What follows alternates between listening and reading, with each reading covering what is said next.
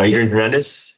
Mr. Hernandez, you were here for a couple of different felony charges. There are two separate interim complaints currently. One is a charge of unlawful use of means of transportation. The other is an aggravated assault. This is the time for your initial appearance on those charges. You do have the right to remain silent. Anything you say can and will be used against you. You do have the right to an attorney on this case.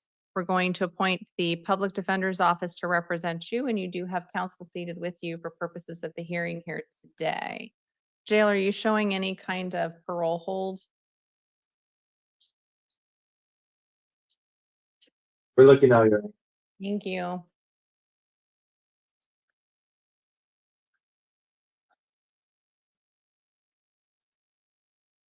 Hernandez.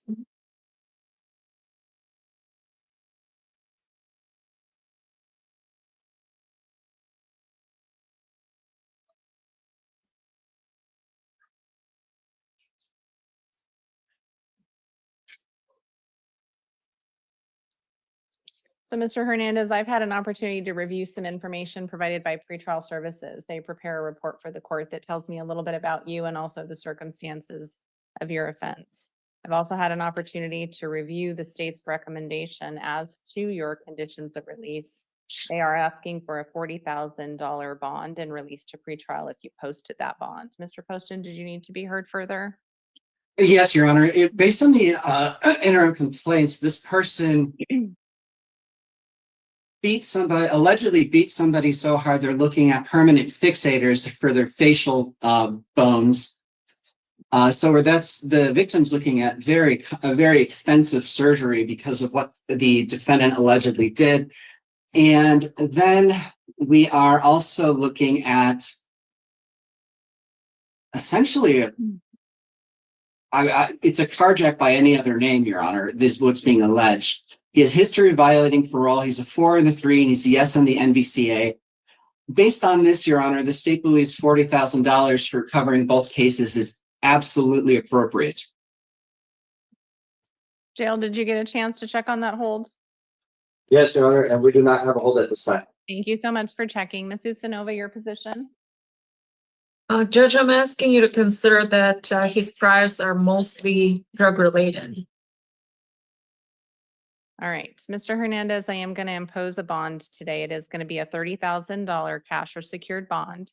If you do post that bond, then you'll be released to pretrial services. If you post the bond and get released, your conditions of release are that you participate in any monitoring or treatment pretrial services directs. You're not allowed to possess or consume any alcohol, obviously no illegal drugs, and you can't have any firearms. You are not allowed to have contact with the victims in this case or return to the incident locations. You must also contact your parole officer if you do get released. This is going to be a concurrent bond as to both of your cases. Do you understand those conditions of release today? I need you to answer out loud. Your next hearing is going to be a preliminary hearing. That's going to be on September 8th at 1:30 in the afternoon. That hearing may or may not occur, but you are expected to show up at all future hearings. And if you show up for those hearings, a warrant could issue for your arrest. Do you understand the consequences if you fail to appear for court?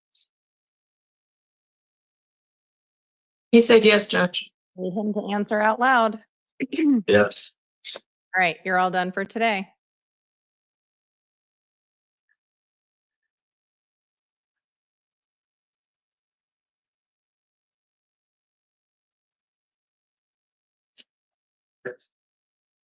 Well, Daniel, please go report. President, I need 45 after. Thank you.